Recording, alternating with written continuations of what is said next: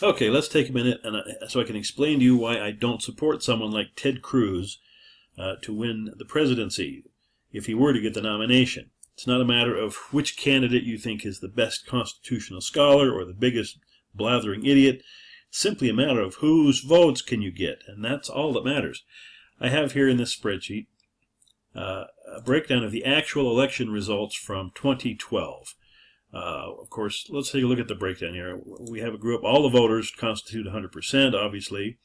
38% of the votes identified as Democrats, 32% were Republicans, and 29% were independents. Of those, Obama got 92% of the Democrats, but he got 6% of the Republicans as well, and he got 45% of the independents, which are a big chunk. Romney got 93% of the Republicans, actually more than Obama got of the Democrats, but the Democrats are a bigger chunk. Romney got 7% of the Democrats and 50% of the independents. He won the independent vote, but it doesn't make up for the difference in size, and we'll get into that here in just a moment. Let's look at the political philosophy of these voters. 25% identified as liberal. Now, that doesn't mean they were really liberals, but they self-identified as liberals. I don't know what method they used to track that. We could dig into the results data and find that, but it doesn't really matter. Conservatives were 35% of the voters, but the moderates were 41%. Moderates are the biggest chunk, and that's what matters. So Obama got 86% of the liberals, but that's the smallest group. He got 17% of the conservatives, the next largest group. He got 56% of the moderates, and that's where the tale is told. Romney got 11% of the liberals and 82% of the conservatives, but 41% of the moderates is not enough to make. I mean, you've got to win the moderates to win. Unless you totally lose your own party, you've got to have the moderates, a big chunk of them with you. Let's change this, however, into numbers rather than percentages, because these are really hard to compare, since Obama's 92% is really not 92%. It's 92% of 38% versus Romney's 93% of 32%. It's a little hard to compare directly when you're looking at pieces of pieces. So let's come over here to this set of columns. We're taking the percentages and turning them into voter numbers if we had a total of 1,000 voters. We're just going to make it numbers that we can easily identify with rather than using 113 million voters or whatever the number was. Obama got 510 votes out of our 1,000 to Romney's 470, which is not the whole tale. It's not just a matter of Republicans and conservative versus liberals and Democrats. And that's where someone like Ted Cruz will fail. Obama got 350 Democrat votes. Romney got 298 Republican votes. But Obama got 19 Republican votes. Romney got 27 Democrat votes. Those are all good numbers. However, even though Romney got the most independent votes, 145 to 131 for Obama, it's not enough to make up for 350 of Obama's Democrats. It doesn't make the whole number. The difference there is just not enough to bring. It brings Romney up to a statistical tie. There's 1 point difference. If you take all the Republicans and give them to Romney, the only way he would win still is if he got the right states and the electoral votes pushed him over. Very difficult to do. It's not impossible. It's happened once or twice, but it's very difficult to do. The real story comes down here in political philosophy again. This is where we have to win if we're going to win the election. That seems funny because you think the Republicans could win if they got all the Republicans. No, it doesn't work that way. Sadly, it doesn't. So if we look at our 1,000 voter breakdown again, 250 of those were liberals, 350 were conservatives, but 410 are moderates. It's a big deal. You've got to get the moderates. It's not just, well, they're nice to get if you can get them. Obama got 215 liberals.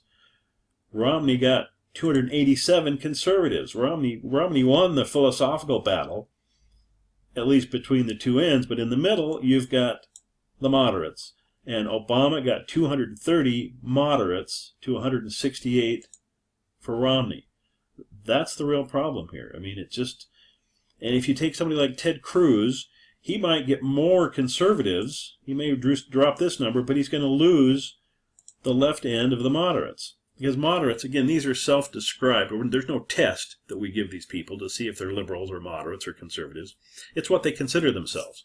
And the moderates just like the independents, they're going to have a range. You're going to have liberal-leaning moderates. You're going to have conservative-leaning moderates. You may have real conservatives who consider themselves moderates and real liberals who consider themselves moderates as well. So as you slide the scale further to the right, you'd lose people on the left.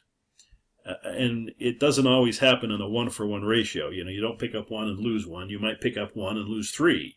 Or you might pick up 3 and lose 1, but that's usually not what happens. You've got to have people who identify with the candidate. And you got to get the majority. You got to win not just the majority of the independents, but the majority of the moderates. And that's where Romney lost. It didn't help him that many Republicans didn't vote for him, and it didn't help him that many conservatives didn't vote for him. Obviously, some of these conservatives weren't that conservative, or they were ultra-conservatives and voted for some wacko third party ultra-conservative who is a spoiler. And that's always an issue. But the real tale is told right there in the moderates. Because even though they may be affiliated with one party or another party, they may not vote with the party. And that's where the tale is told. And that's why Ted Cruz, if he gets the nomination, it's almost a certain win for the Democrats, because he's not going to pull enough independents and enough moderates to win. And as a Republican, you can't win without them. We're just too small of a party. 32% to 38% in the actual votes, that's enough to make a difference. As well as you can see, look, 380 versus 320, and 60 Republicans went Democrat. So that's our margin right there. Even though we're talking different pieces of the pie. I mean, seriously, that's an issue to look at. That's an issue to look at. So that's why if we want to win, we need somebody who's conservative enough to keep the conservative side of the party happy. And I'm definitely on the conservative end of the party. I just understand how voting works. And I want to win more than I want to have my perfect candidate get the nomination. So that's why Jeb Bush and Marco Rubio and Chris Christie are good candidates. And that's why I get mad when people call them Democrats, because they're not Democrats. They're moderate. Marco less so, but certainly Chris Christie and Jeb Bush are moderate Republicans. They're on the left side of the Republican Party, but they'll pick up more moderates and independents and more Democrats than whatever other ultra-conservative candidate we might nominate. And that's really, I'd rather win with Jeb Bush, even though I really don't want Jeb Bush as president. I would rather win with Jeb Bush than lose with Ted Cruz. And that's, I'm afraid, the difference between those two candidates. Now, there's virtually no chance at this point of Jeb Bush getting the nomination or Chris Christie, but they both would make a better nominee than Ted Cruz would, because we would win. And at least with someone like Jeb Bush, we would get our way most of the time. They're still on the conservative side of the big picture. They're closer to the middle, but they're on the conservative side of the big picture. Hillary's on the left end of the big picture. Bernie Sanders is off the left end of the big picture. There's just not any way you can describe it other than that. If we get an ultra-conservative candidate, nominee, it's going to be a Democrat in the White House in 2018, 2017. So, yep, that's the problem. That's the problem. That's the answer. So you can respond. You can tear my arguments apart if you wish, but that is how it breaks down.